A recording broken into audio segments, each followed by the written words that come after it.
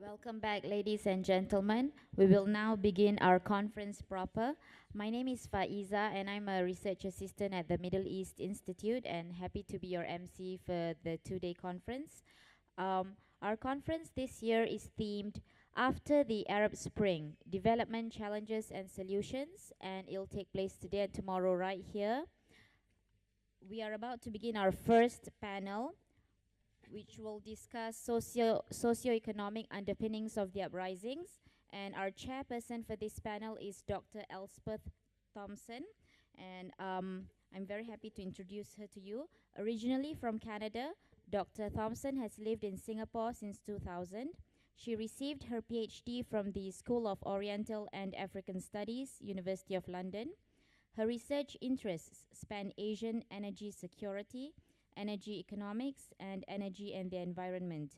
Besides her book tracing the history of China's coal industry and several edited collections, she has published numerous articles and book chapters on the many aspects of the various types of energy consumed and traded in Southeast, North, and South Asia. Through the 1990s, she taught at Simon Fraser University in Vancouver and Lingnan University in Hong Kong.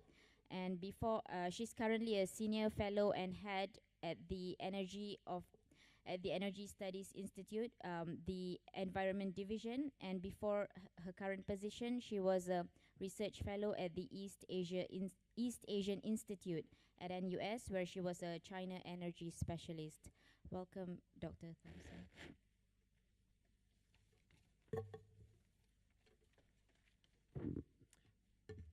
Thank you, Faiza, for that introduction. Excellencies, distinguished guests, ladies and gentlemen, let me just add a bit more to that introduction of why I'm here, an energy person.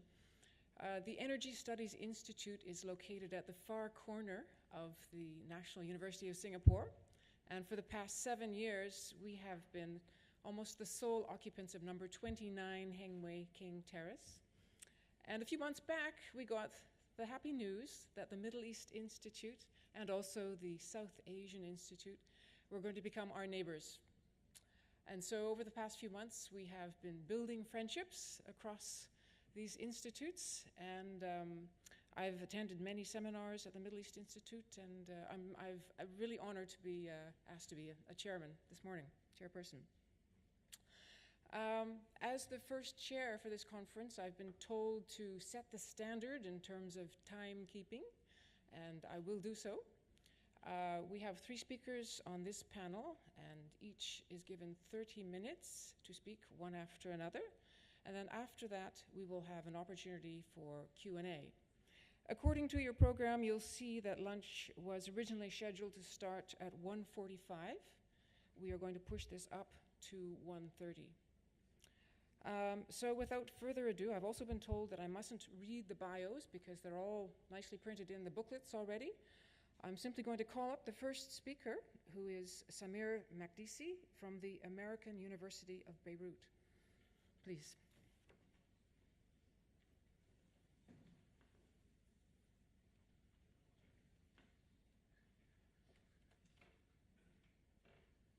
Thank you very much.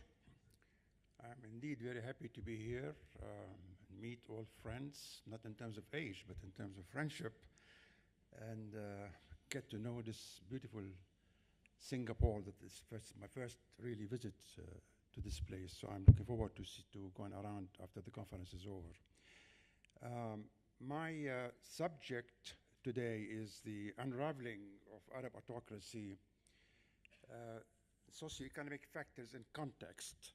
In other words, I could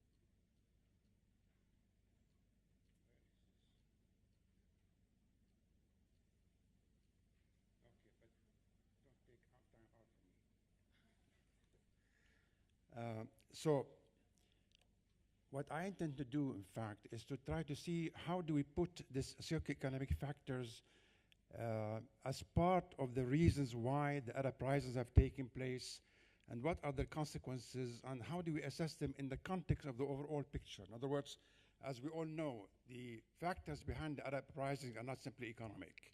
They're both economic and political, and I submit that one cannot really assess the economic factors in isolation, alone, on their own, from what the other factors that have been pushing in this direction. And I think the speakers that follow me will give greater details on the economic underpinnings of the uprisings, but I, for myself, I'd like to give a general framework of this picture.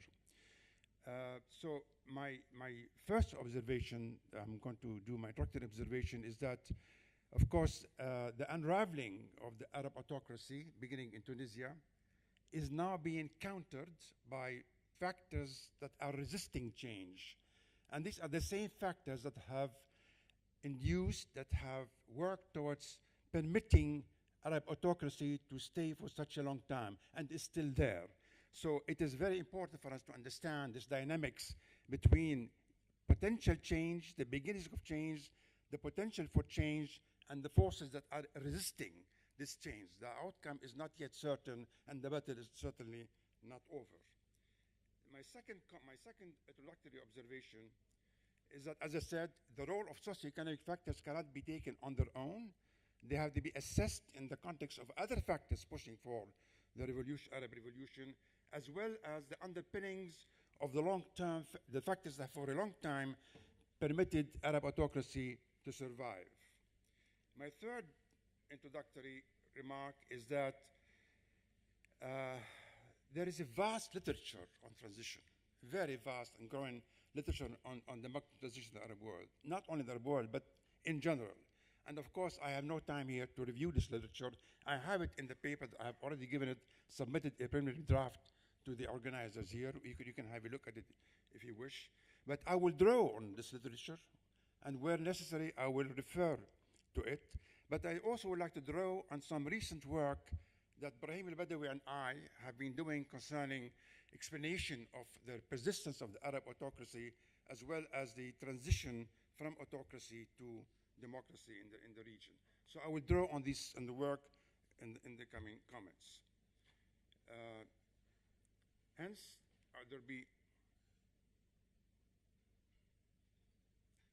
I will start with explaining why is it that there has been a persistence of Arab autocracy or a democracy deficit in the Arab world. Then I will go to explaining the reasons for unraveling of this autocracy. Finally, I will end up with some concluding remarks as to what will help, what are the conditions that will permit a consolidation of this democratic movement.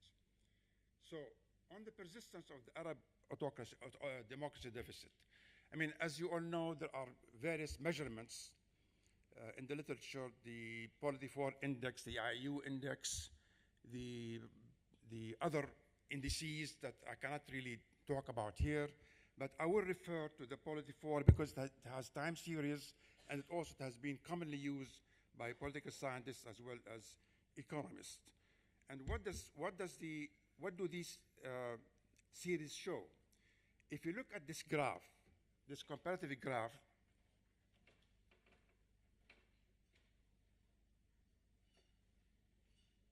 which compares what has been happening in the Arab world compared to other regions of the world, you will find that indeed, up until the 1990s, when other regions started to break above the zero category, you know, Polity 4 gives you scores from -10, absolute monarchy, to +10, absolute democracy. And you will find that there has been progress. At first, deterioration, then in the 80s, some progress towards democratic governance. And you will note that all the regions for which calculations are available have gone above the zero level, except for one region, and that's the Arab world. Even now, when we calculate what's been happening in 2011 and 2012, you find that the average democracy in the Arab world is still in the negative zone. So the question is, Why is this the case? Why is it that there has been a lagging move towards democracy in the Arab world? Why is it that there has been what we call a persistent democracy deficit?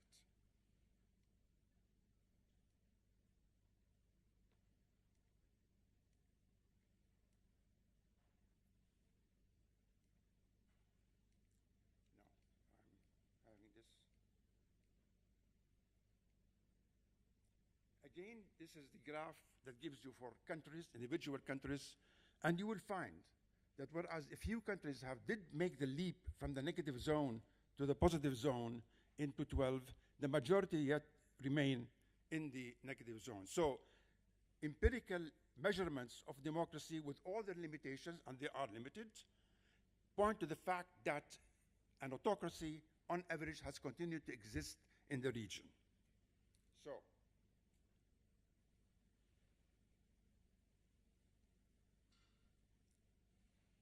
what is the conclusion?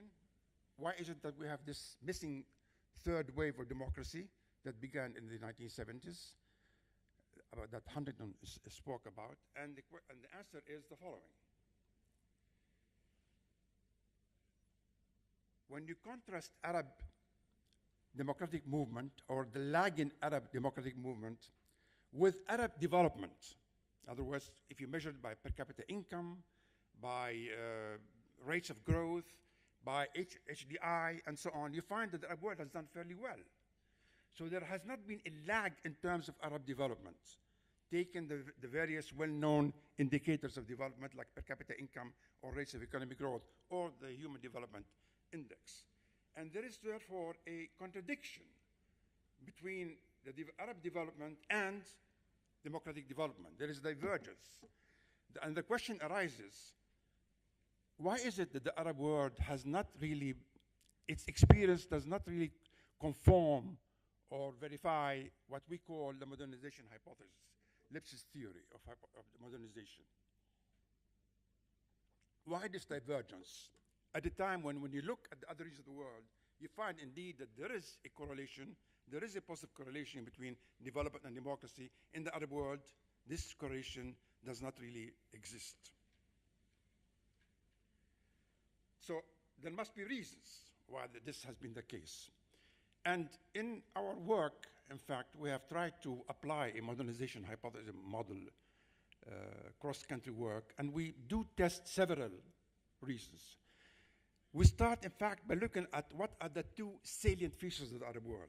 There are two important features of the Arab world: oil and conflict. Oil resources and conflict. But we also draw on the literature and test other hypotheses that have been advanced as explanatory factors, mainly religion, colonial legacy, ethnic fractionalization, and so on. So let me very briefly give you the results of these tests.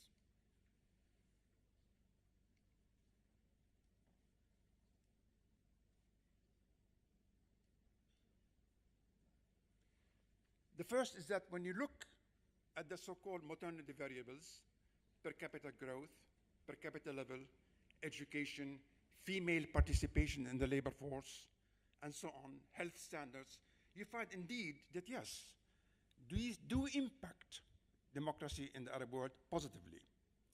But they do not explain why is it that despite their positive influence, the Arab autocracy has remained.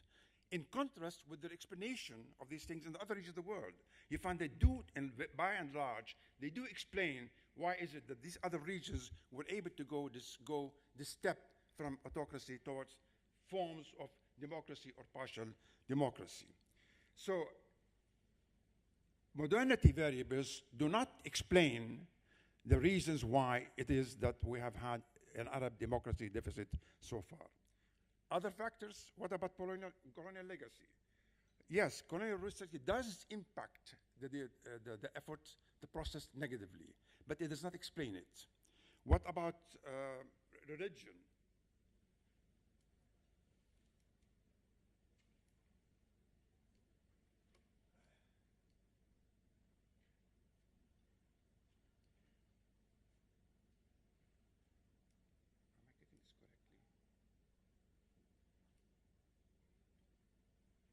ethnic fractionalization. We again tested whether ethnic fractionalization was an important factor in explaining the lag in democracy in the Arab world. We find that it does not really explain it. You find, in fact, that it does have an impact on polity. In other words, in autocracies where there is strong fractionalization, it tends to make them break up or to democratize. In democracies with this very strong fractionalization, it tends to make them, in fact, have a reverse effect. But it does not explain the overall situation in the Arab region. What about religion? Well, we do not find any significance between religion and democracy in the Arab world. Other scholars do find, we contest this conclusion of the other scholars because we do not find any significance at all. We do find what other scholars have said, that the religion could be instrumentalized. You can use it as an instrument in order to further the interests of the governing body. But as a factor explaining why is it that the Arab world has not democratized, religion cannot be taken as one of the salient factors. What about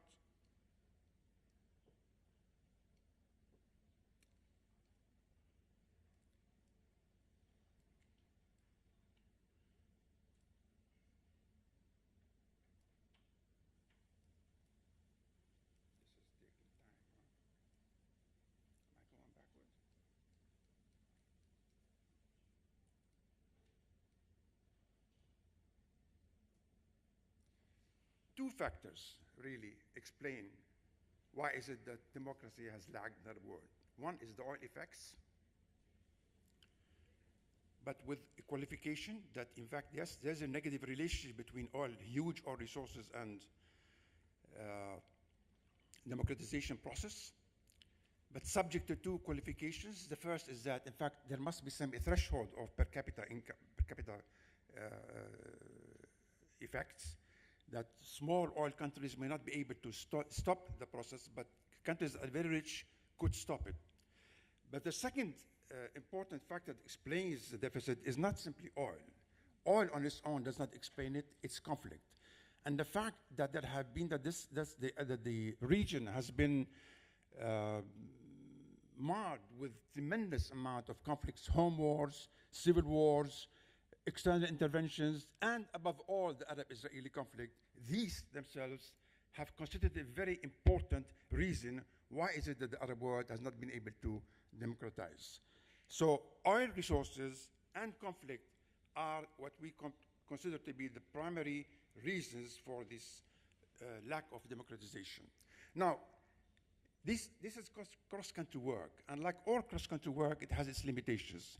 It's very important to understand what individual experiences are, experience of individual countries. And if you look at case studies that have been taken, you find that they give you nuances. They distinguish between one country and another. For example, you will find that the oil effect is not, of course, predominant in all the oil countries the same way, naturally. The conflict, even the Arab-Israeli conflict, does not have the same impact in every individual country in the same way. It is sort of inversely related to the distance from the point of conflict from Palestine. The countries closer to Palestine have been much more impacted than the countries that are outliers, that are in the other regions of the Arab world. You find, for example, that the foreign military intervention have had an impact, and their promotion indirectly or indirectly of fundamentalist movements have also had a different impact, but that varies from one country to another. So there are, of course, general factors that one can talk about oil and conflicts, but these have to be revised, nuanced in light of individual country experiences.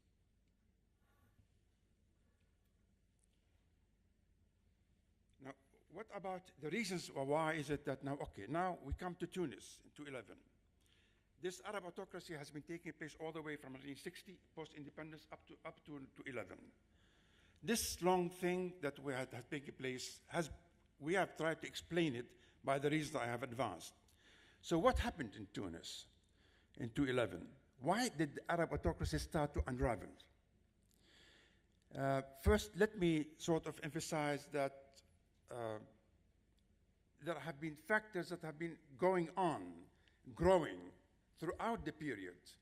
And then once the moment came, for whatever reasons, whatever the immediate effect, it took effect and change started to take place. Now, if I draw on recent literature, as well as on the literature on the Arab world, what do we find? I can posit 5 reasons why is it that the Arab autocracy has started to unravel. The 5 are: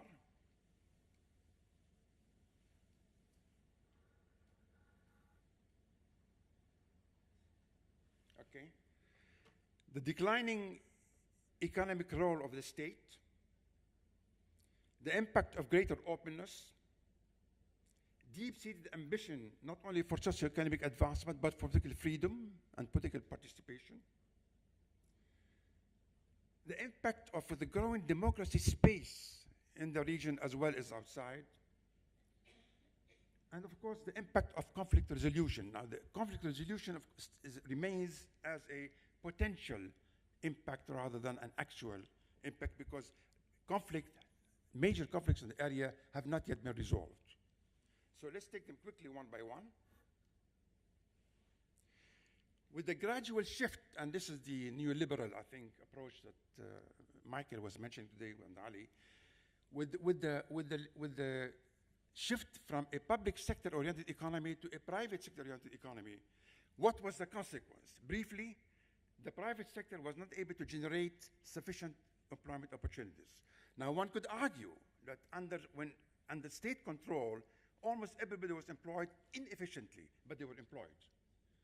With the shift from a public state economy to private economy, with this liberalization movement, and the failure of the private sector to generate sufficient jobs, unemployment started to grow over time. And in the period, I think, 2005 to 2010, what we have, just prior to the uprising, the average unemployment rate in the Arab world was close to 25%.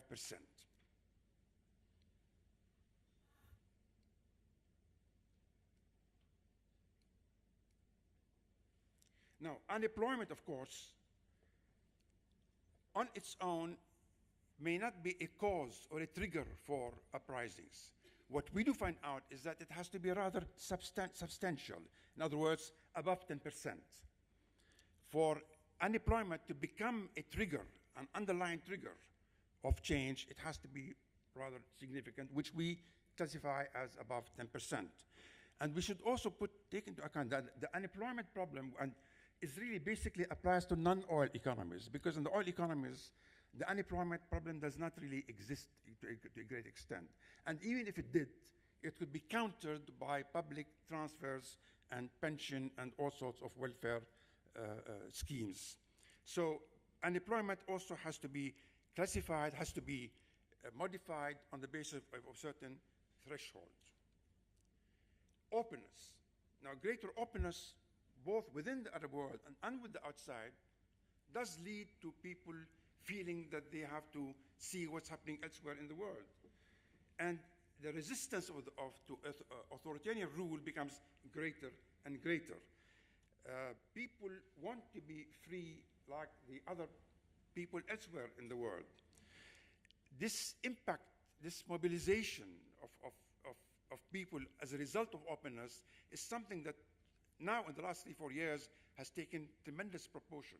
And some of the writings have been saying, why is it that there has been mass mobilization through this internet and so on?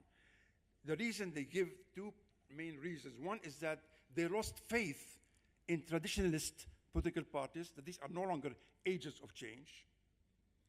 And secondly, that there have been ripple effects of what has been happening elsewhere in the world. Given the internet, given social media, given social context, growing social context, you can no longer hide what's happening elsewhere. So these two factors is what led to the mobilization, the street mobilization, and the ability to move. Neighborhood effects. To the extent that you are in a democratic society, the greater will be the positive effect of this neighborhood effect. And so the fact that when you start moving, when Tunisia and Egypt start moving in that direction, well, you would expect that it would have its ripple effects elsewhere. So there are neighborhood effects that we cannot really ignore, and that they will be able to exert pressure on authoritarian rules. Now, in the case of Syria and others, of course, the outcome has been in fact, the only two countries where there is some kind of, in fact, the only country that seems to be progressing generally towards democracy, I submit, is Tunisia, especially with its 214 constitution.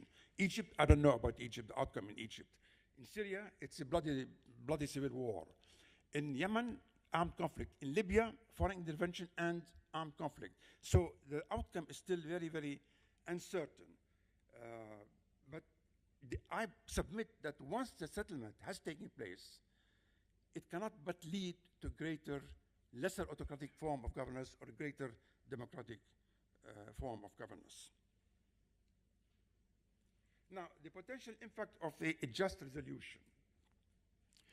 I think it would be only fair to say that had the Arab-Israeli problem been resolved in 1948 justly, in other words, accepted to both parties of the conflict, I think what we would have seen in the Arab world today would be completely different. We would have had a much more democratic space in the area than otherwise has been the case. And so conflict resolution is itself a factor that will lead to democracy in the Arab region. And the sooner the Arab-Israeli conflict and other conflicts are resolved, the quicker we'll be moving in this direction. And in this context, we also find out that when you have a partial democracy, than a full democracy, that indeed the partial democracies are susceptible to a move. So the more you have partial democracies, the more is the impact of a resolution likely to push them in the direction of a democratic governance.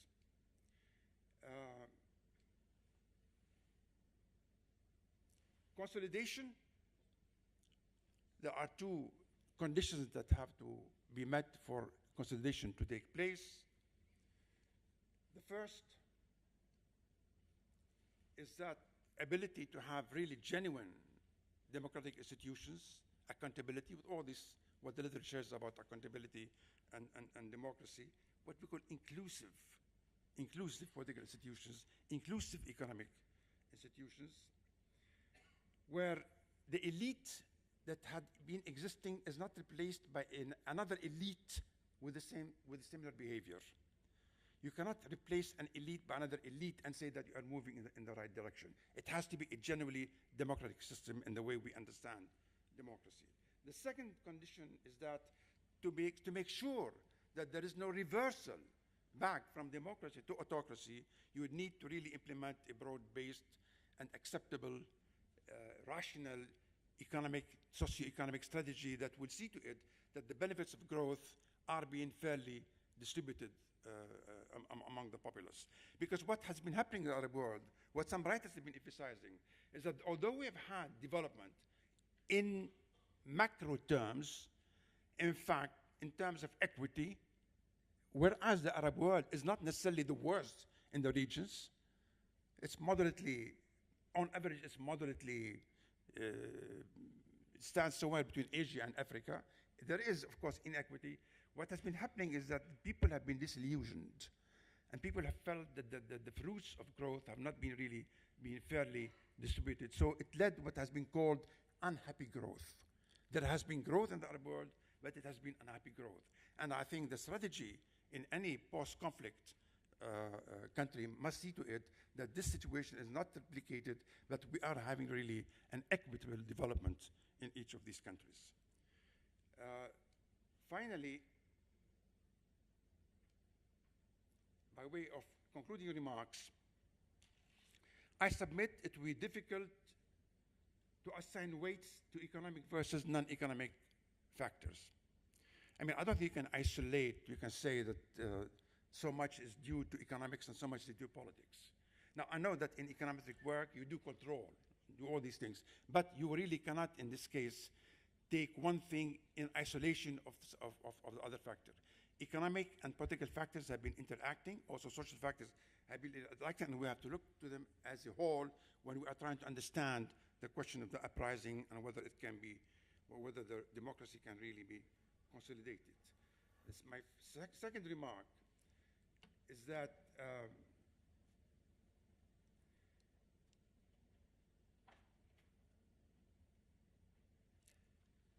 this struggle between the unraveling and the persistence of autocratic factors must be taken very, very seriously. The outcome is very, very uncertain. And unless elements that are pushing for change and for a consolidation of change, rather than simply replacing by one elite by another, then of course there are fears that the situation in the Arab world will not be the way we would like it see it to be. Thank you. This is what I have to do.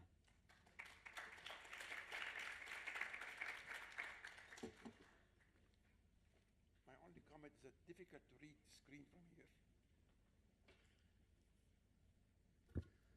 Thank you very much for your wide-sweeping presentation and most of all for your timeliness. It's much appreciated. We'll move right along to the second speaker, who is Professor Fadle al-Naqib from the University of Waterloo. Naqib, sorry.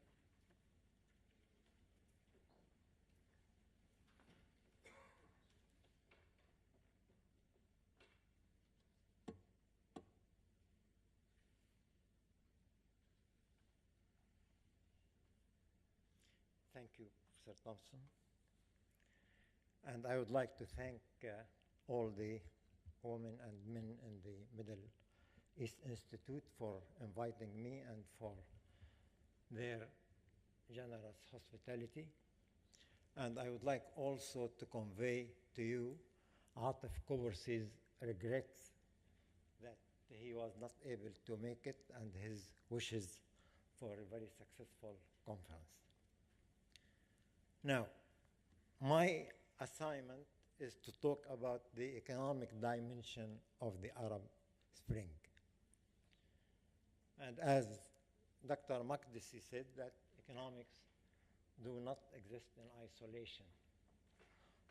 So I thought, by the way, could you show me how to, this is,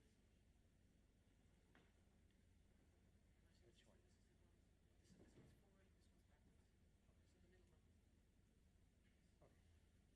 So I thought of listing some issues that people are concerned with whenever they consider the Arab Spring. The first one is, what is the Arab Spring? Is it a genuine uprising, revolution, or is it a sinister conspiracy? And is it appropriate now to use the name the Arab Spring? I mean, remember that at the end of 2010, beginning 2011, there was a brief moment where we thought that the age-old Arab dream of democracy is within reach. Then everything that was starting to become clearer, it grew dark, chaotic, and ugly. So people even now, they question the appropriate of the name of the Arab Spring. The second one is what went wrong with the first euphoria of the early days? Or were we rather naive in expecting a peaceful dismantling of the old regime and a smooth transition to a new one? The third one, what is the identity of the forces that occupied the center stage of the Arab Spring? And finally, the question, where are we now? Is the Arab Spring dying and we are going to business as usual? Or is it what we have seen so far in the last 3 years is nothing but the ceremonial opening of a long revolutionary era that will take years, if not decades? Now, I think we can dismiss the first question at once. The Arab Spring is genuine uprising, is genuine revolution. Even though conspirators in the Middle East work 24 hours a day, 7 days a week, 4 weeks a month, 12 months a year. But conspirators cannot move millions and induce them to sustain such sacrifices at heroic proportions. This is not in the nature of things. Things do not happen that way. And yes, we can still use the Arab Spring as a name. Historical events do not always acquire names that reveal their true worth and true significance. Consider, for instance, the name of Tea Party of 1773 in Boston. Consider the name of Tennis Court Oath of 1789 in Paris. Now, definitely those names have nothing to do with sport or with preferring coffee over tea or tea over coffee. And another thing, history has a way of dealing with inappropriate names. Nobody now refers to the revolution that swept Europe in 1848 as the Spring of Nations. But the Spring of Nations was the name given at that time. So history dropped that name. So let's use the Arab Spring and let's leave it to history to deal with it. If history decides to disappoint us again, we can always take refuge in the Shakespearean question, what's in a name? But the other questions are not so easy to deal with. And let me start at the outset by saying that all the remarks I am going to make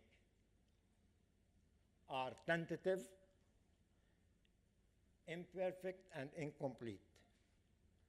We are living through a gigantic earthquake, political earthquake, and it's going to take a lot of time for us to begin to understand what's going on, let alone prescribe suggestions and advices.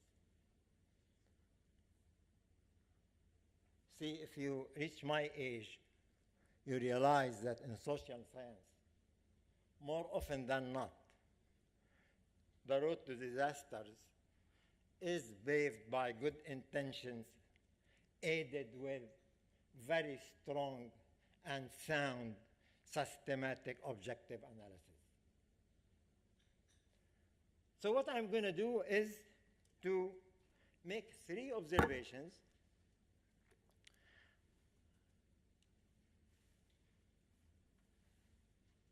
The 3 observations are related to a question number 3, the nature of the forces of the Arab Spring. My first observation is the political economy of Egypt and Tunisia at the eve of the Arab Spring. Now, for almost a quarter of a century, most Arab countries were following the Washington Consensus package of economic policies. And that was to maximize the growth and not to bother about anything else. And in order to maximize the growth, you follow the prescription of liberalization of trade, privatization of public-owned enterprises, and deregulation of markets.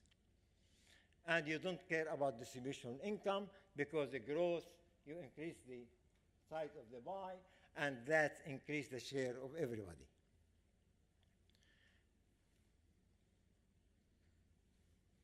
And that policy met with a resounding success.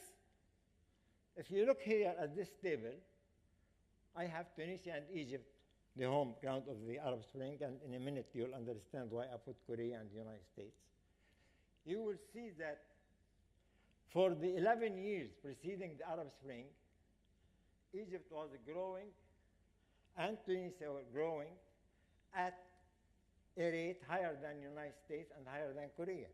In fact, Tunisia and Egypt were growing at a rate which means that they will double their gross domestic product every 14 years.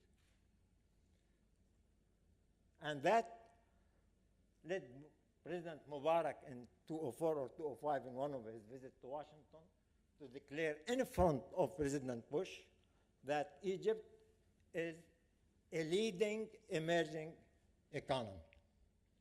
And that led the IMF to talk about the Tunisia experiment, and we're at the verge of declaring the Tunisian miracle. Then Mr. Abu Azizi made his appearance, and things took a turn. But before that tragic appearance of Mr. Abu Azizi, any economic student, first-year economic student, should have thought that there is something wrong here. Because every economic student, first-year economic students, know that the growth, there is nothing good about the growth per se. Sometimes there is a good growth, sometimes there is bad growth. And yes, in economics, there is cancerous growth. A growth that promotes irrational pattern of consumption, irrational pattern of investment, irrational pattern of distribution of income could lead to unrest and could lead to civil wars. And if we add another indicator to the growth rate, we take what we call in economics the misery index. The misery index is just you take the rate of unemployment plus the rate of inflation. You'll see the picture turned upside down. Now, the highest in the misery index in Tunisia, then Egypt, then Korea, then United States. So I thought of building a new index.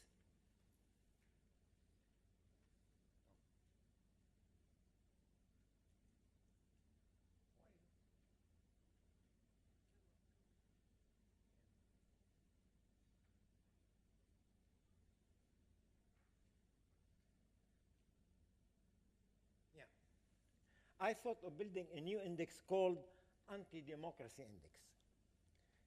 I took the misery index, unemployment and inflation, and added to it the Gini coefficient index, which is an indicator of inequality. It varies from 0 to 1, 0 for perfect equality, where everybody in society has the same income, and to 1, complete inequality, where one person has all the income and the rest have nothing. And I decided to take that for half a century.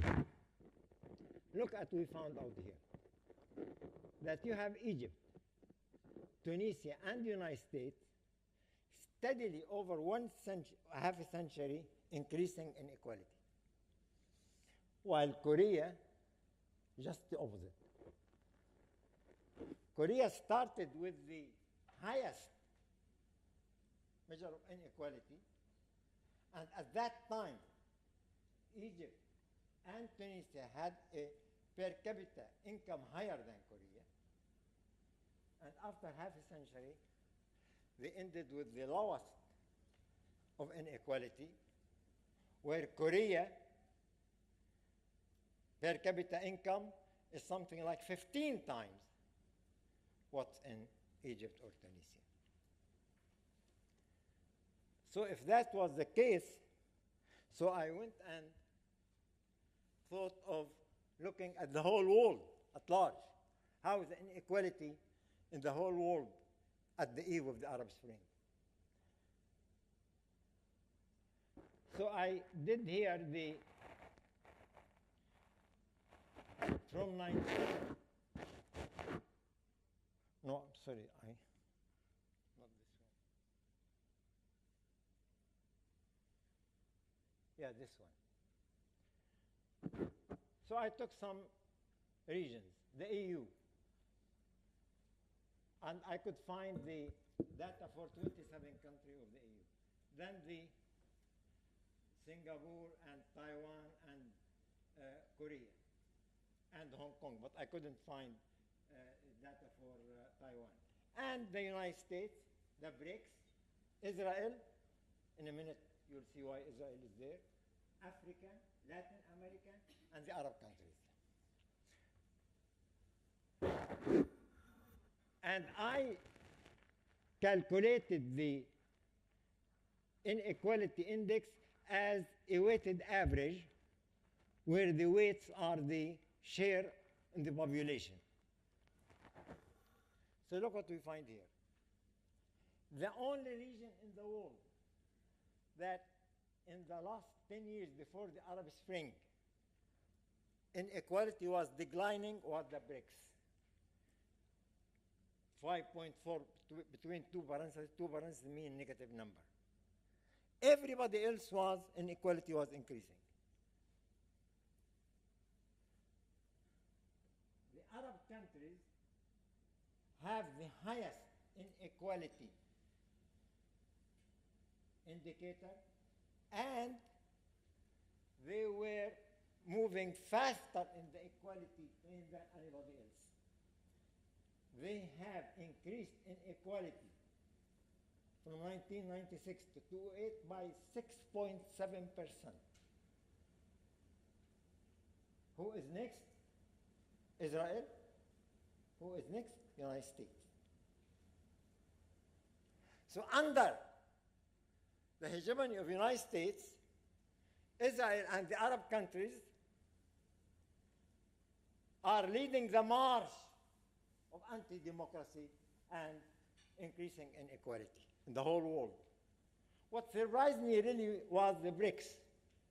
That I know for sure that China definitely has decreased inequality. I mean, when you lift 300 million people out of poverty, definitely you do something to your equality. But I was surprised that even Russia decreased inequality.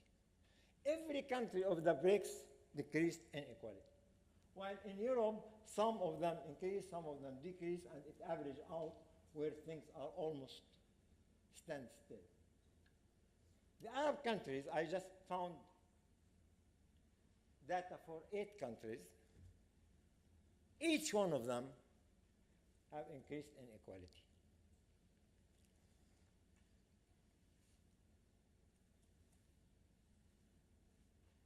Now, what does three tables tell us? When you look at the whole world, there is 2 different capitalist roads. The neoliberal anti-democracy road and something like social democracy road.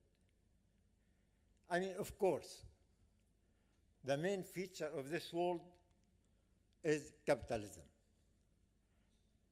But capitalism is mediated through nation states institution, nation states policies, nation state priorities. So if you look at the table just I showed you before, you can see the shades of 3 kinds of models. The neoliberal model, the developmental model of the East Asia, and the social democratic model of post-World War in Europe. So the Arab world was not going into the capitalist model, it was the neoliberal capitalism. And you can see that Egypt and Tunisia, at the eve of the Arab Spring, were lockstep with the United States. I took here the regression for the last 50, from 1970 to 2010, 40 years. And you'll find that the anti-democracy in Egypt is very strongly correlated with anti-democracy in the United States. The same in Tunisia, but not in Korea. That shows you that even within the capitalist system, there is room for maneuver, room for trying to build your capitalism different than what is the United States doing.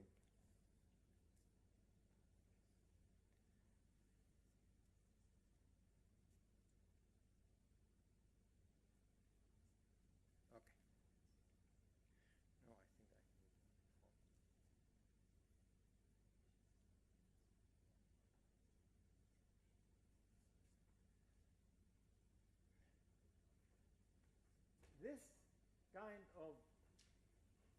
strong relation, strong positive relation between Tunisia, Egypt, and the United States suggests that the forces of convergence of income is weak in the three countries and dominated by the forces of divergence.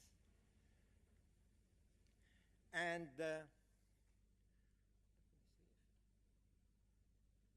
one of the most important forces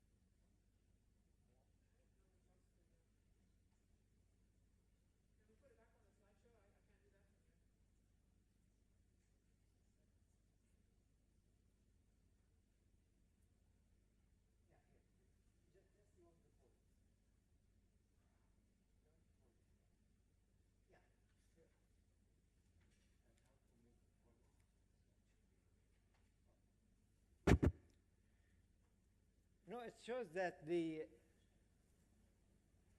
forces of convergence working toward equality is weak and dominated by the forces of divergence.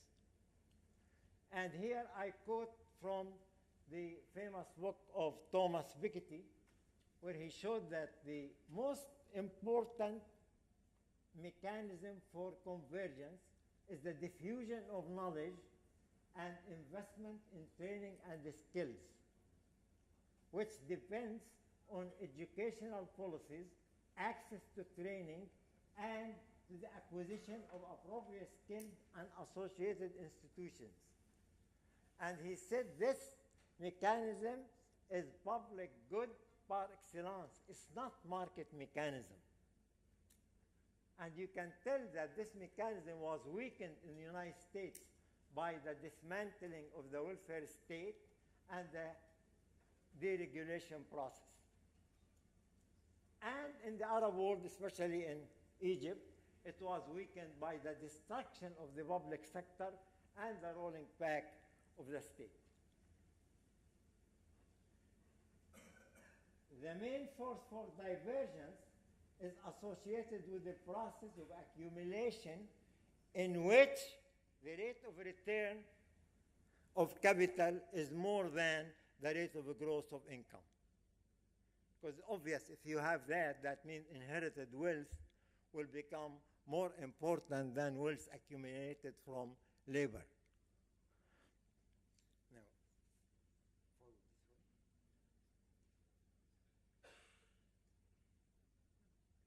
No, no, I want the table. Yeah, this one. Yeah. Follow which one?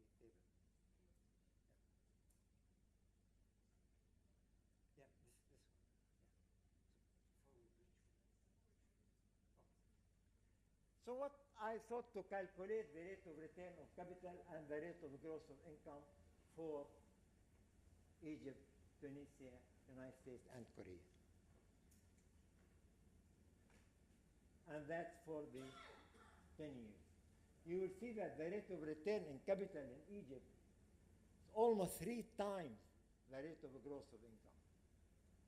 In Tunisia, 1.5 times.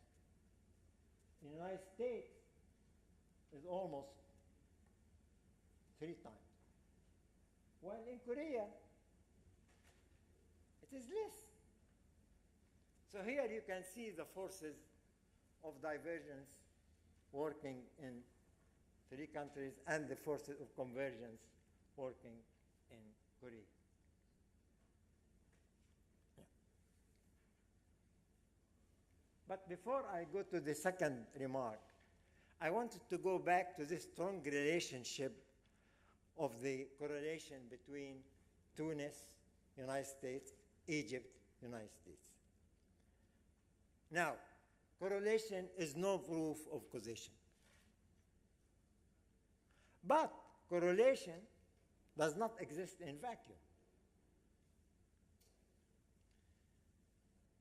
Why I'm saying this? Because whenever we have a crisis in the Middle East, we are bombarded with articles from American academics, from American pundits, from American journalists, talking about the conflict, the predicament of the American policy, the conflict between American values and American interests.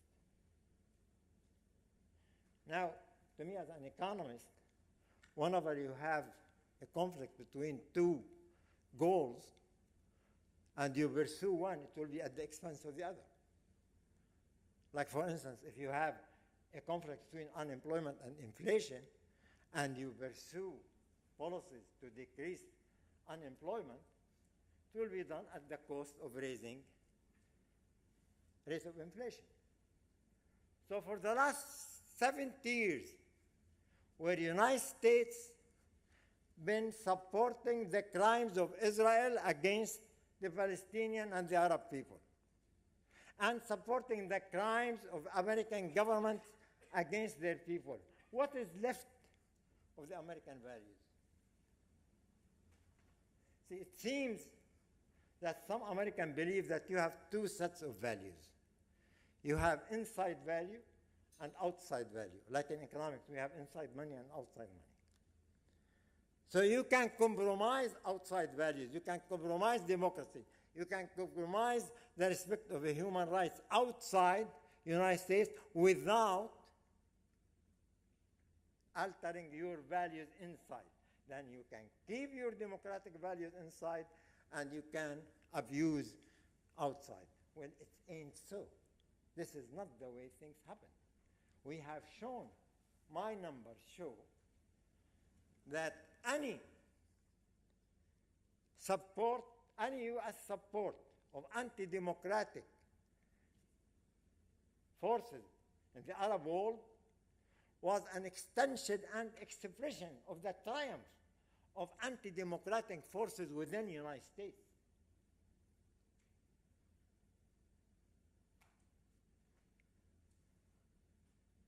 Anybody who watched the American scenes, the battles over health care, the battles over gun control, the battles over education, the media.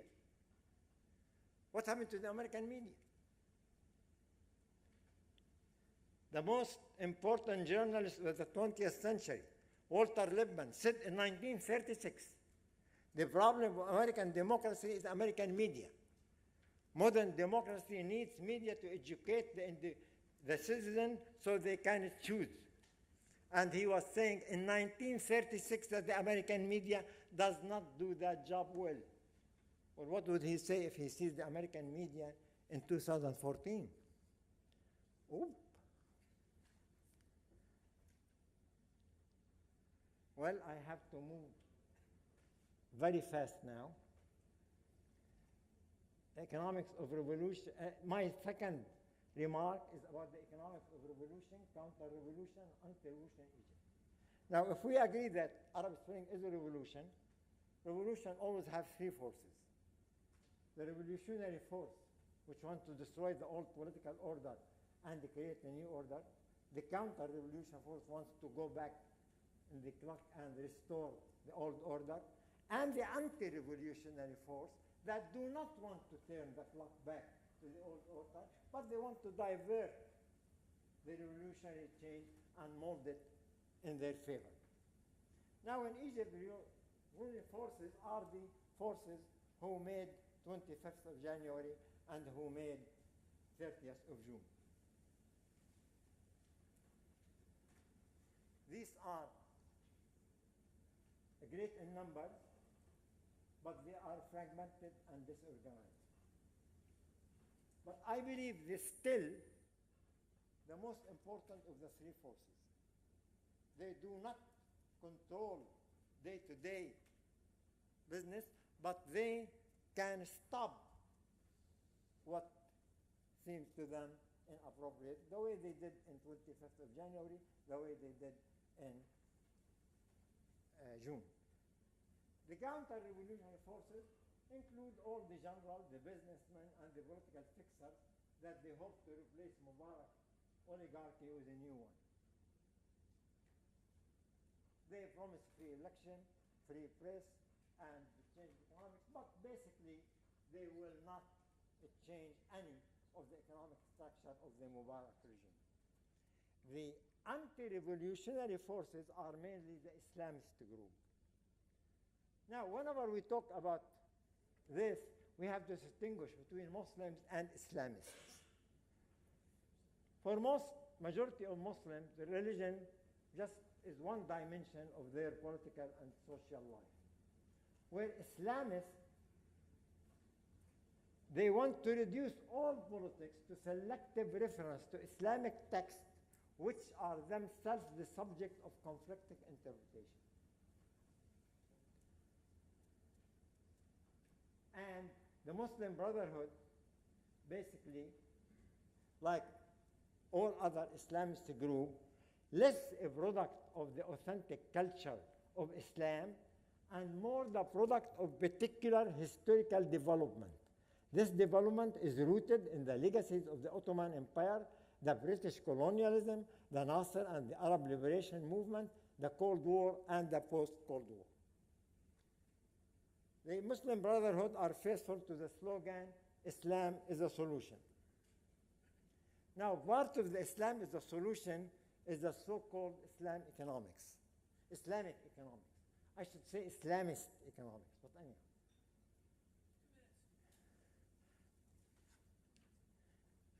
Would you give me a little bit more because, this problem we got?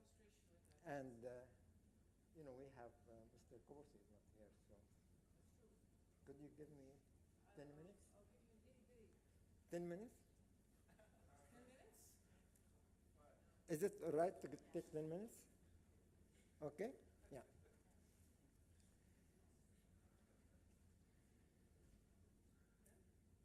So basically, I just wanted to tell you a little bit. You can read the rest of it, but I want to tell you a little bit story about the Islamic economics. In the early 90s, when North American universities were squeezed by the budget cuts, university became very receptive to the Gulf generosity in grants and in supporting the study of Islamic economics. At that time, I met a professor from Yale, from economic department of Yale, and he asked me, it was during the Canadian economic meetings, and the yearly meetings. So he asked me to explain to him what is Islamic economics. Now, I should tell you that Yale has been, for the last half century, the headquarters of liberal Keynesian economics, in opposition to Chicago, which is the headquarters of the conservative monetarist school. And one famous leading economist at Yale is James Tobin, who has a lot of contribution to monetary economics, and the most important of which is what is known as Tobin's Q. The Q is the ratio of the market value of an asset to its replacement cost. And Tobin made the argument that investors, when they make investment, Q is more important than the rate of interest. So now, after 15, 20 minutes of me trying to explain to this Yale professor what I know about Islamic economics, he jumped at me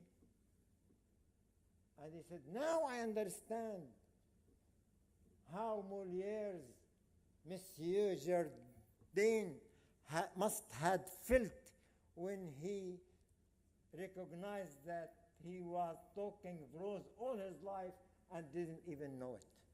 Now I recognize, he said, now I realized that all my life at Yale, I was practicing Islamic economics and I didn't even know it. He said, because what the difference between the neoclassical system and what you told me about Islamic economics is that you don't like the interest rate and you take Tobin's Q. Now, I took that as a joke. You know, academics have a drink and joking. But 2 weeks ago, when I was doing research for this paper, I found a lot of articles, academic articles by academicians about the Islamic economics and Tobin's Q. So basically, if you Google Islamic economics, if you go to the Journal of Islamic Economics and try to see what they are trying to do, basically all the argument is to show that economics model of Islam has nothing against capitalism. That is compatibility between capitalism and Islamic economics. So I said here that Islamic economics is nothing but capitalism made Islamic friendly, or made Islamist friendly, I should say. So if you take the Islam as a solution, that will lead, the market is a solution, will lead to neoliberal practices, it will lead to oligarchical monopoly, it will lead to social unrest and civil war. That's from the theoretical angle. But if you take the practical, what we have observed, when the Muslim Brotherhood ruled Egypt for a year, what did they do? I asked a friend of mine, an Egyptian economist, what was the difference between the Muslim Brotherhood economics and Mubarak economics? He said there was a big difference. I said, what is it? He said they replaced Ahmad Izz by Khairat al-Shatir. For those of you who are not familiar with those names, take it as replacing one prince of darkness with another prince of darkness. My final remark is about the elements of raw democracy economic for the Arab world. Now, the Arab Spring has exposed two fundamental truths about the Arab world. First, the political economy system of each Arab country based on oil, rents, foreign aid, remittances, and police state has long passed its expiry date. Second, effort by either the forces of counter-revolution or anti-revolution to revive the system are doomed and will bring more social unrest and civil wars. I think these are two notions that we can agree upon. So the avoiding that future of civil war and social unrest need radical economic restructuring in every Arab state.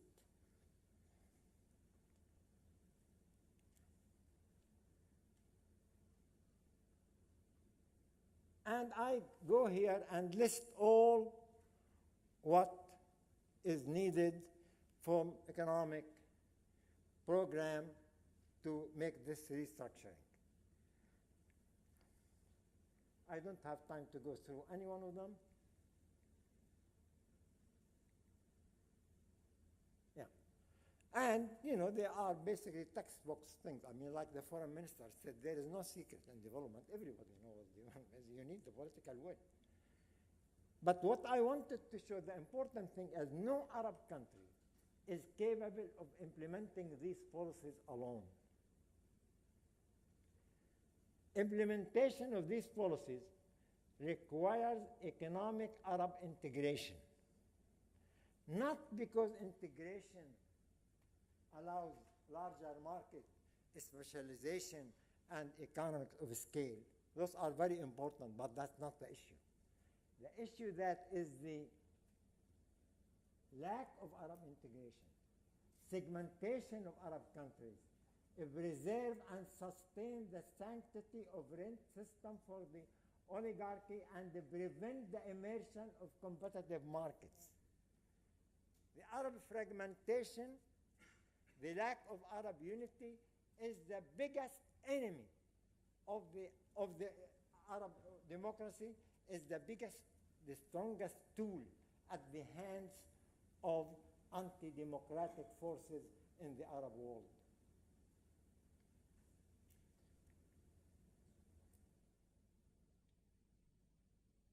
These anti-democratic forces are strengthened by US and Israel.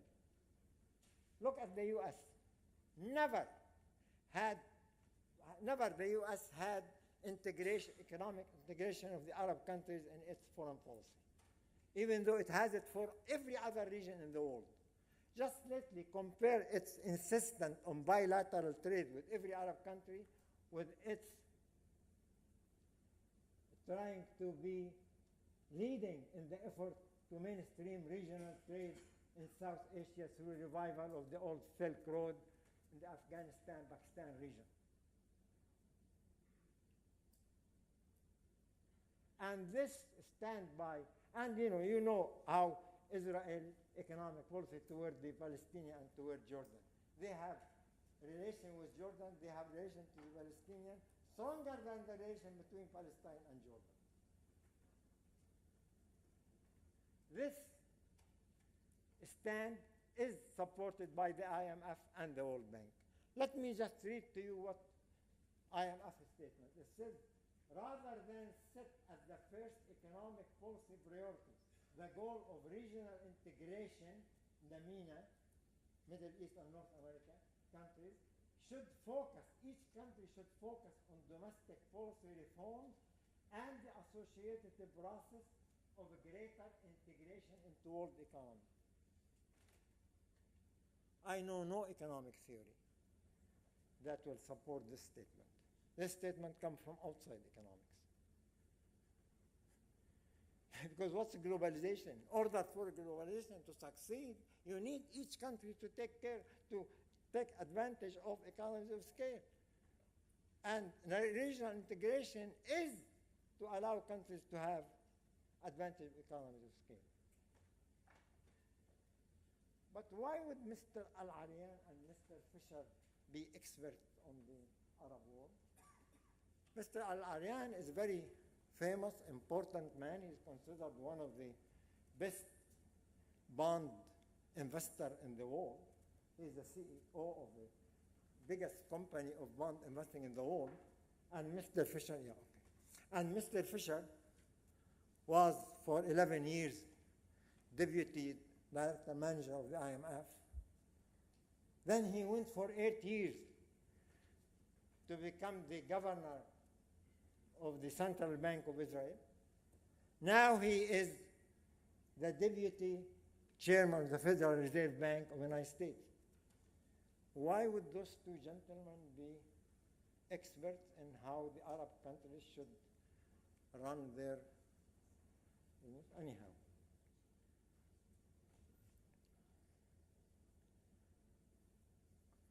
Thus, the interest of anti-democracy forces in the Arab world is to keep the Arab economies organized in a honeycomb structure whose individual cells are insulated from each other but connected to the outside world.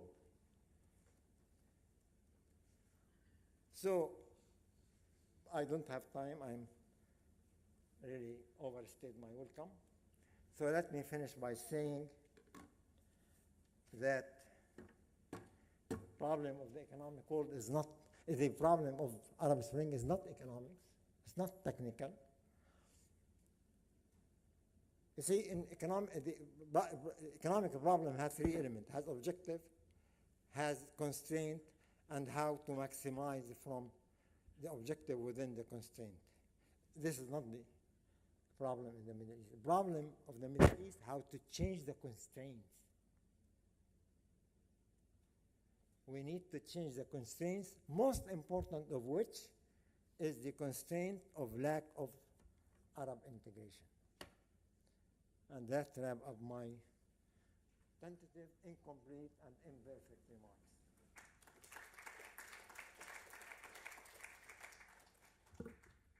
Thank you very much, Professor Naqib. And apologies once again for the technical difficulties. Thank goodness it didn't completely fall apart. Our final speaker is Dr. Yasuhisa Yamamoto from United Nations Economic and Social Commission for Western Asia, and his title is Monetary Regimes and Socio-economic Stability, a Missing Link in the Arab Spring. Please.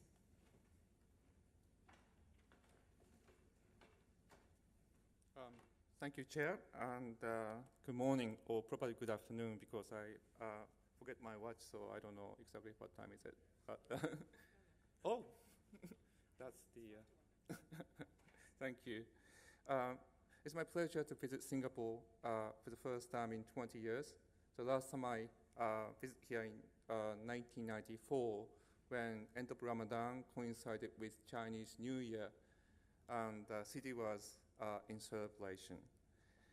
And between 1994 and today, 2014, what I was doing, I was in Japan 1 year, and in UK for 7 years, and in Beirut, Lebanon for 12 years, and worked for the one of the UN organization for Arab region. And that's the reason why I came back here for the first time in 20 years. I'd like to present my paper entitled Monetary Regimes and Socio-economic Stability, a Missing Link in the Arab Spring. And first, let me explain briefly about definitions and terms used in the paper.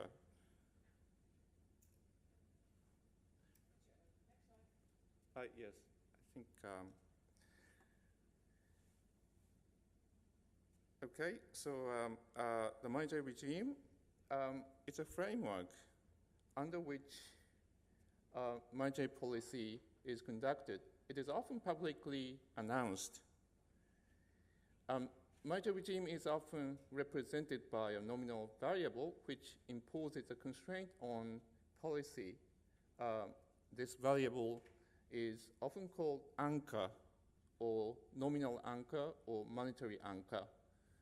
A nominal anchor is a particular variable that a monetary authority, which is often called central bank, attempts to stabilize in the belief that it determine price stability. Basic monetary regimes are exchange rate targeting, monetary targeting, and inflation targeting, and monetary policy without explicit nominal anchor. We'll come back to this later. About stability, in the title I use the term socio-economic stability. There's a reason for this.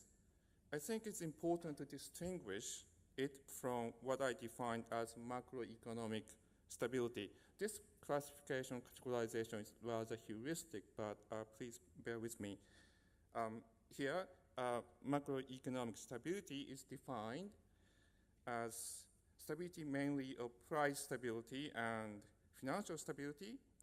And this concept of stability is often with an assumption of aggregated representative economic agents, such as aggregated consumer, aggregated producer. Also, it is a concept in the space of accounting principle. Socio-economic stability is about intensity of social changes in relation to economic activities, interactions among social groups or social classes. The link between two different views on stability of society is, in my opinion, employment and unemployment issues.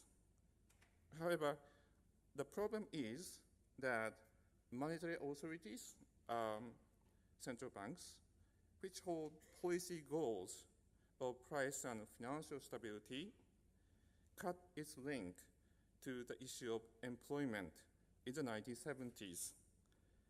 This is what I would like to emphasize as an underlying cause of the missing link, but is it so in Arab countries?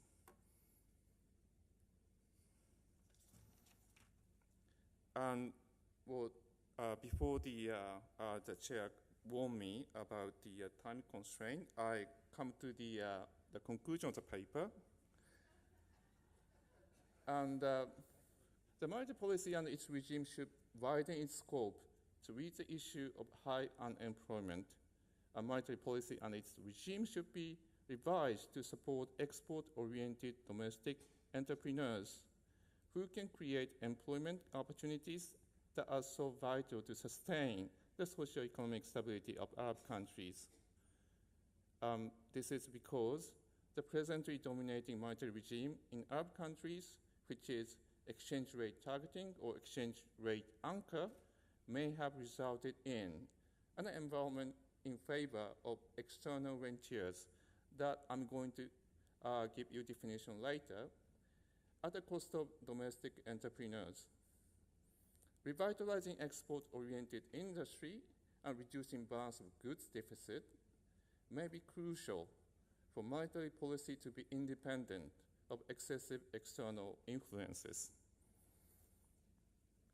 So to reach this conclusion, what the paper discusses are missing link, which is the missing link between pre-2011 macroeconomic stability, at least in the view of monetary authorities of Arab countries, and post-2011 socio-economic and indeed macroeconomic instability.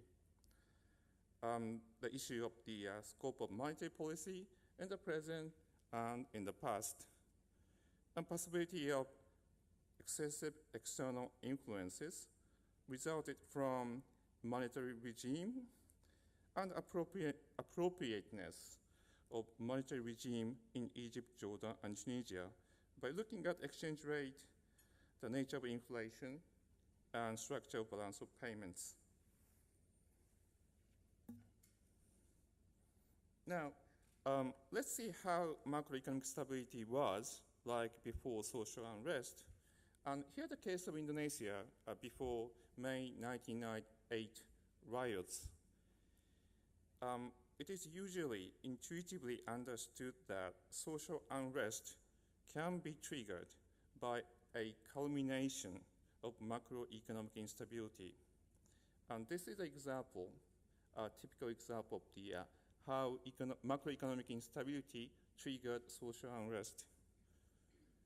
Our main observable variables to assess macroeconomic instability, particularly of a developing country, are exchange rate and consumer price inflation.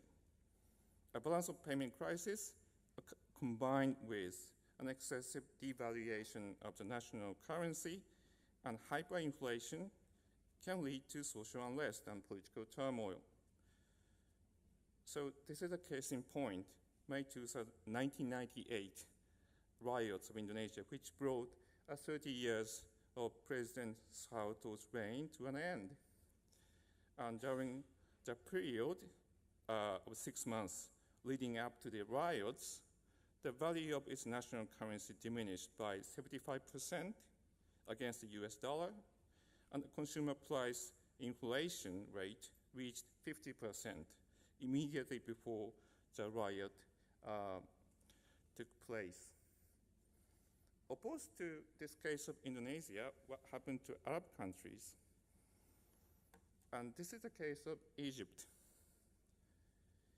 Both variables are stable, or actually inflation rate coming to are actually declining.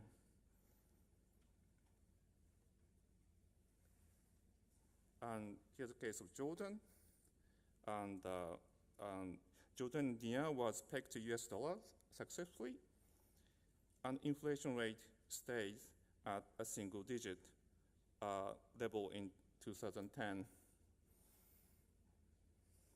And here's the example of Tunisia. And Tunisian dinar has depreciated against the US dollar since 2008 as a trend, but this partly reflects the euro's weakness against the US dollar because Tunisia's monetary authority, Central Bank of Tunisia, obviously tried to stabilize its currency to a basket of US dollar and euro because EU countries are Tunisia's largest trading partner. And inflation rate is very stable. It's always at a single digit level.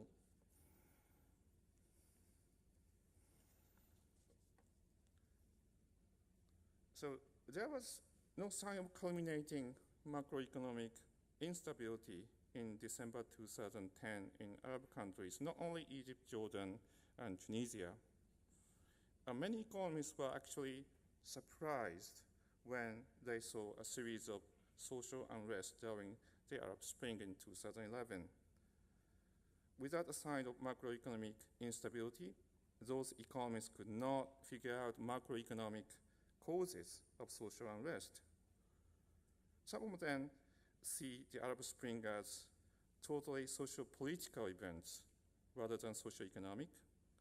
Namely, what they claim is the demand for political change through uprising, just about it, and that they are external to what they see as economic system of Arab countries.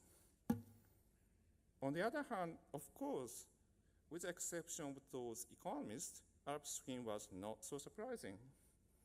In terms of socio-economic stability, there has always been a serious destabilizing factor, chronic high unemployment, among others, such as stagnant wage growth, inequality, and poverty.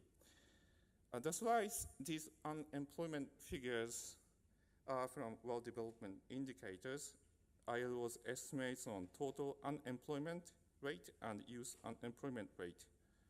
So Egypt's total unemployment rate and youth unemployment rate stayed much higher than those of Indonesia in the 90s.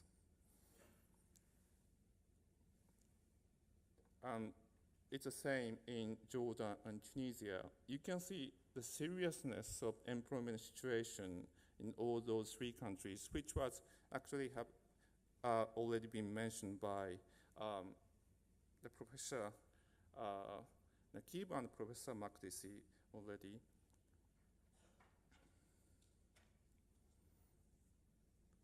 And if you are a reader of the ILO's global employment trends, that ILO's annual publication, you may have noticed that Middle East and North Africa are two regions which always mark highest unemployment in the world. So having these unemployment figures is not difficult to figure out socioeconomic cause of Arab Spring. Simply put, those countries have been in an employment crisis situation for many years. For the economists with neoclassical background, which include myself actually, the issue of unemployment and risk-distributive policies are within the responsibility of fiscal policy. At best, what monetary policy can do is something temporarily rather than permanent. In the present-day monetary policy circle, there is a consensus that the role of monetary authority is to stabilize prices and financial system in the belief that the price stability and financial stability isn't conducive to economic growth, low unemployment, and subdued income volatility. However, in Arab countries, as we can see, macroeconomic stability, price stability, and financial stability coexisted with chronic high unemployment. Macroeconomic stability is not necessarily conducive to a low unemployment, at least in Arab countries. But of course, this doesn't mean that I insist that maintaining price and financial stability is not important, which is important, of course. Well, we may say that yes, of course, that a necessary condition for socio-economic stability, but not just a sufficient condition. But this structure of logic easily put a monetary authority in the position of innocent bystander. Well, central banker would say Arab Spring was caused by the failure of financial policy, governance, and other policy, but monetary policy. So look at price stability and financial system stability. Well, central banker would say, well, we did our best. It's stable in 2010. And well, we led the country's economy through global financial crisis of 2008 and 9, so we are not to be blamed. That's something I sensed by reading particularly IMF's Article 4 country papers in 2010 and 2011. But I'd like to argue back, really, wasn't there anything monetary authority could have done for socio-economic stability beyond the self-imposed limitation in its scope of policy? If there is, what it should be. And this is another thing I want to call a missing link. So in search of missing link, I first come across the pre-1970 monetary policy, which had a wider policy scope, including unemployment targets. One of the linkage between monetary policy and unemployment was Keynes' observation behind the argument, which is known as the euthanasia of the rentier. In Keynes' definition, the rentier is the class who earns income from receiving interest payments from fixed income products. A distinction was made between the rentier and the entrepreneur. Entrepreneur class is do investment to get return on actual investment. In this process, they can create employment. In short, applying the argument of euthanasia of the rentier by lowering nominal interest rate, monetary policy could transfer income out of the rentier to the rentrepreneurs. So we came a bit into the what we call the issue of functional distribution of income, and actually we see some resurgence of the academic interest into that issue too. And let's look at the what it is like. Actually, there's something the Professor Naqib has mentioned just a few minutes before. But the actually precise calculation of functional distribution of income is technically difficult, mainly the lack of data. So this is just an indicator. But you can see stagnant real wage growth with the exception of Egypt's public sector. Those real wage growth couldn't beat the growth with that yearly average of per capita real GDP growth. And look at what the rentier could earn. It's actually worse than wage income. For Egypt, the rate goes negative. If you put money in deposit, the return just couldn't beat the inflation rate. But if you are, say, a foreign, non-Egyptian foreign citizen, in this case living in the United States, their cost of living is moving with American consumer inflation rate.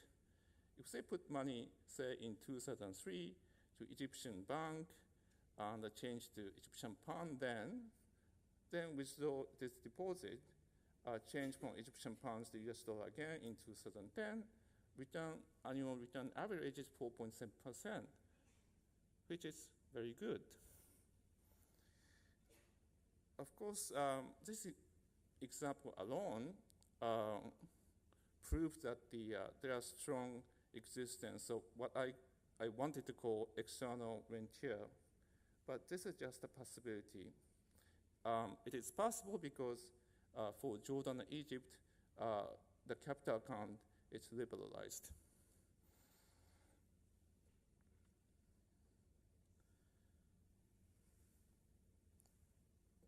So look at the exchange rate, and this is what made the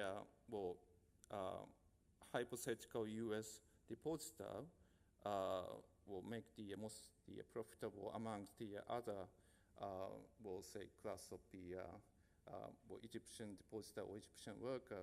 Nominal interest rates rather stable, while the real exchange rate going up. But because the real appreciation, Egyptian residents suffer because of the high inflation, but as the Egypt trading partner, inflation rate is much lower than Egypt, and because of the stable interest rate, their return is, in real term, much higher than Egypt's. In lesser extent, the trend is the same for Jordan, but for Tunisia, both real and nominal exchange rate, well, actually this is even nominal effective exchange rate, depreciating trend.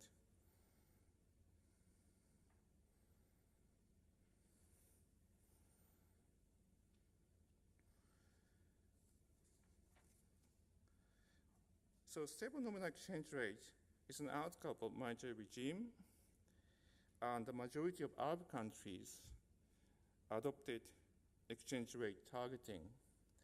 In this table, Yemen says it's a monetary aggregate target, but Yemen actually fixed the nominal exchange rate since 2011.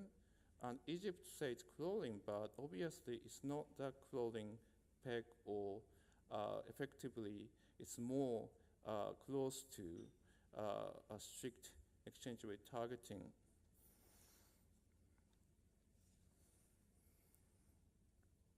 There are several justifying reasons for exchange rate targeting.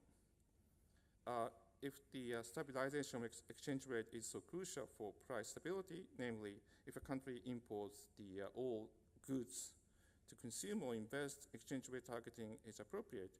Also pegging the value of nominal currency to an anchor country, say US for the case of Jordan, a country can improve policy credibility by synchronizing monetary policy to the anchor country.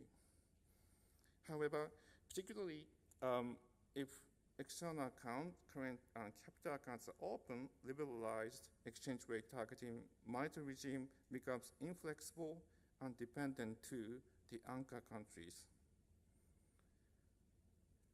And question is if exchange rate targeting monetary regime appropriate for a country with open capital accounts and chronic trade deficits. This is just an example of how the Jordan's monetary policy style is synchronizing to the US. The red line is Jordan's policy interest rate, and shadow blue shadow is the US policy interest rate.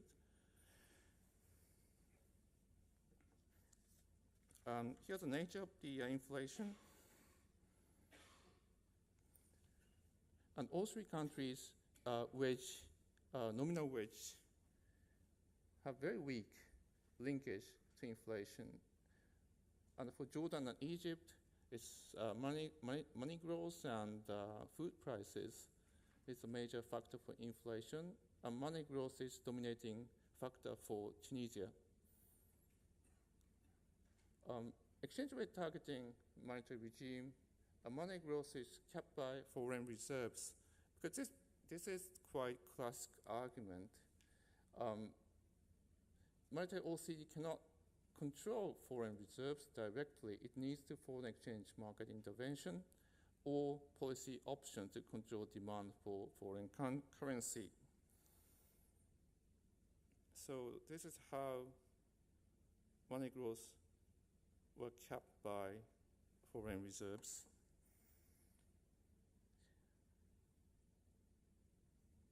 So back to the question I raised before, if this monetary regime exchange rate targeting appropriate, if the country with the chronic balance of trade deficit, because this is the structure of all three countries. The large trade deficit, which good trade actually, are financed by service trade, income transfer, capital transfer, workers' remittances, and capital inflow. And structure is the same for all three countries.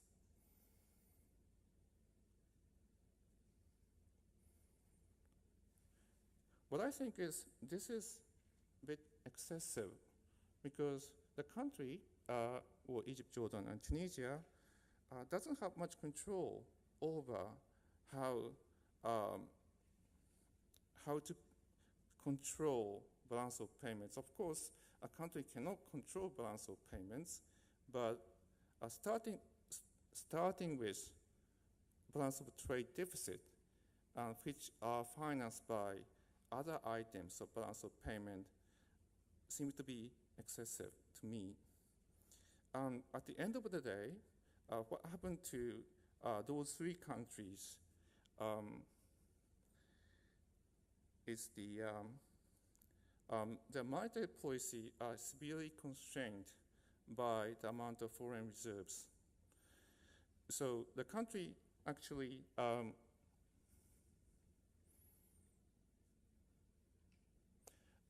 raised the tightened monetary policy, deviated from for the case of Jordan, from U.S. monetary stance. It raised the interest rate twice, from 2011 to 2012, and Egypt too, and Tunisia too. This is for the defense of the national currency, or try to preserve foreign reserves by reducing the demand for foreign exchange, foreign currencies. When the country needs growth and try to preserve the standard of living, this tightening monetary policy is probably counterproductive.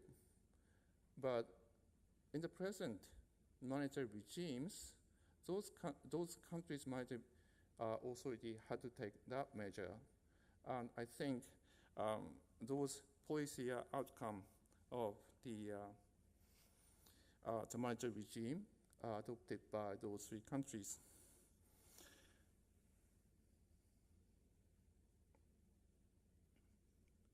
So the conclusion is it's a very simple one. The monetary regime and the monetary authority, they should be engaged in employment issues more actively to seek socio-economic stability, and monetary regime needs to be more out of strict exchange rate targeting to the one with more flexible exchange arrangement.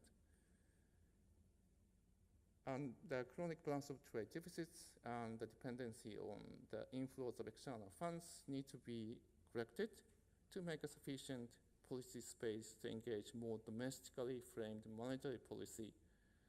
A monetary policy can contribute to transferring income from what I will hypothesize rather here, external rentiers to domestic export-oriented entrepreneurs, and who can actually could create employment opportunities that are so vital to sustain socio-economic stability in Arab country. Thank you very much.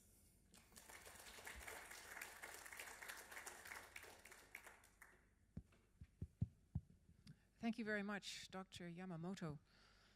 Well, we've had our three speakers for this first panel, Socio-economic Underpinnings of the Uprisings. And we've had three fascinating presentations which have been information-rich, giving us a number of indicators of the economic problems, the manifestations. And each of the three speakers has also offered some suggestions, some possible cures. I'm determined to close this at 1:30 as I was initially instructed, because we have to move on to the book launch and lunch. I can see the energy ebbing a bit in the audience. I have lots of things that I could ask, but I think what I'll do is I'll immediately open the floor. Yes, sir. Can you please identify yourself and just limit yourself to one question? No, I'm asking two questions. My name is Anthony Teo. Yeah. You. I think, Mr. Yamamoto, I would have been more interested if you make a comparison between the Arab situation and Lebanon. Because the Lebanese situation in the monetary and other policies are very clear. And Rafiq Salameh has a great record in Lebanon, despite all the uncertainties there. I want your comment on that. The second issue is autocracy and democracy. And we can have a look at Egypt and Thailand, where you have democratically elected parliaments with city versus regions. And in the Middle East, the cities are like countries, like Cairo is like a country. And you talk about elite substituting. It may not be elite substituting. It is an alternative between democratically elected peoples versus a very strong constituent like the military, whose history is long and whose command and command over resources is large. So I like your comments on that, and Yamamoto, I like your comment on Lebanon.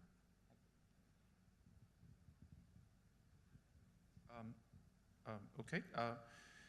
The reason why I didn't mention about Lebanon is Lebanon was really a special case,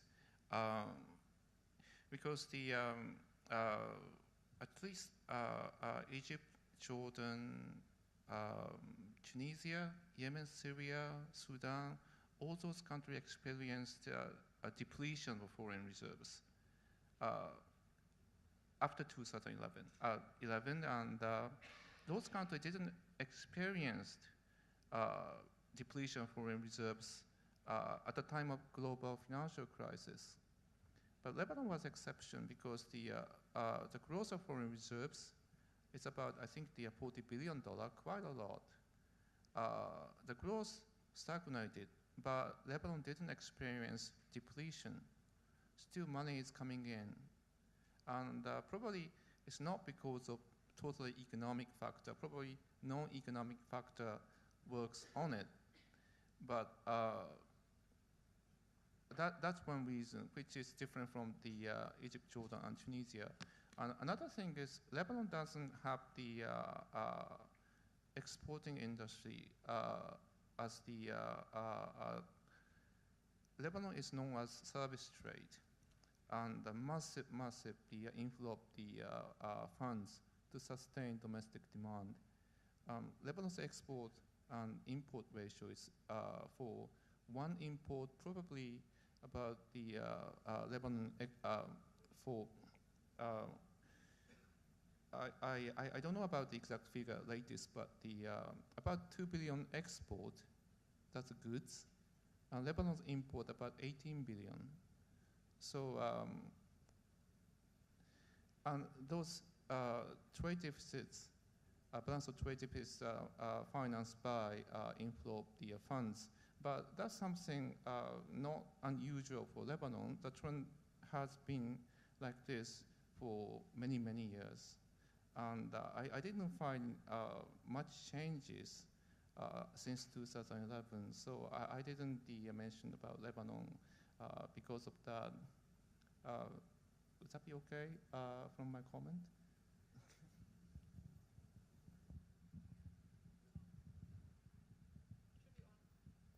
Is it on?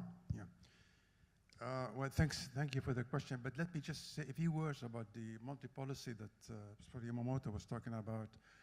I think in the case of Lebanon, it's a question of the capital account.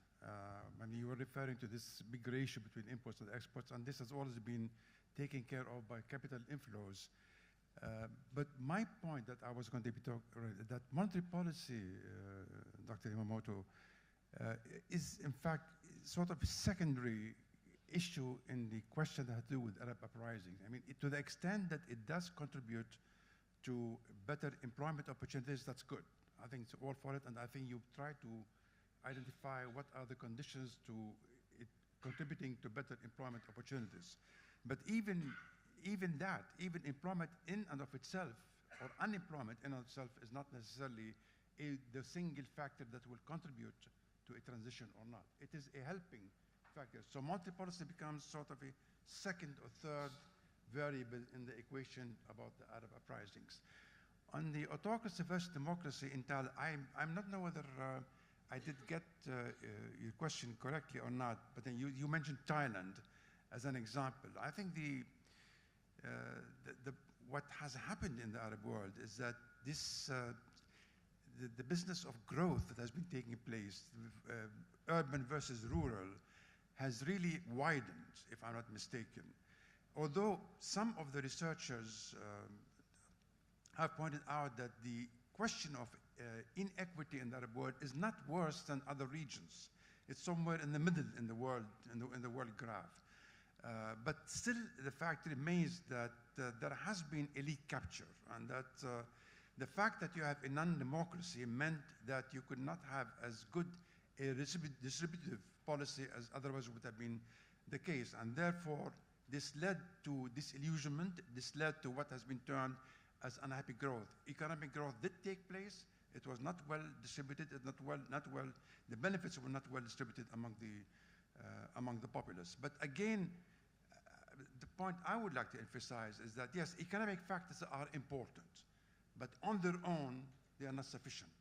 I mean, this is the reason why, for example, you could have very high unemployment in Europe, but there'd be no toppling of governments, undemocratically at least, undemocratically.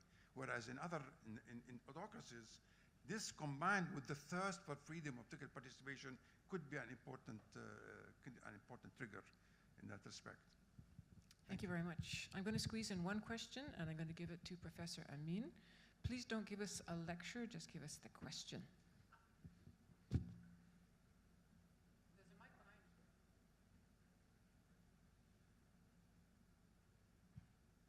No, first I regret that things are organized in this way. I think that there were plenty of food to discuss very seriously. And I hope that for the following sessions, it will be planned in a way that we have really some time for discussing. It's really very, very sad what is happening. I would have had 100 questions and observations. I regret restricted to one, as you asked. I think that those countries who have followed what Mr. Yamamoto suggested, opened their capital account without constraints and accepted flexible exchange rate without constraints, have not been those countries who have attracted foreign capital. These countries, no more than the Arab countries and the African countries south of the Sahara, have done that. They have not attracted foreign capital except for the plunder of their natural resources and possibly marginally for some other sectors like tourism, which does create some employment, but nothing more. On the opposite, those countries which have developed a sovereign project, such as China, Korea, Taiwan, and Singapore, and have state intervention and even state planning, and have put constraints at least on the capital account. You have the example of how Malaysia reacted to the 1997-98 financial crisis, have been those who have attracted more foreign capital. Exactly the opposite of what Mr. Matsumoto suggested. Thank you. Right. Thank you very much. I think I better close it now. We've had... do you want to reply to that? If you want to comment, yeah. I thought it was sort of not really a question. Well, maybe I was not in good in presentation, but I'm not advocating the open capital accounts. I just pointed out what happened in Egypt and Jordan. It's exchange rate targeting monetary regime, plus open capital account, plus chronic financial trade deficits. So I do not advocate liberalization of capital accounts, but I just suggested the combination of those three probably biased against the domestic industry and the favor to the foreign investors. Thank you. Right. Now I think I'll close it. Thank you very much to three distinguished speakers and brilliant presentations. Faiza is now going to tell us about lunch. All right, thank you everyone. We are going to have a book launch right now at the dining hall, so please proceed there. And the book launch will be followed by lunch, and we shall re-adjourn here at 1:30. Sorry, 2:30. 2:30. So we have about an hour. Thank you.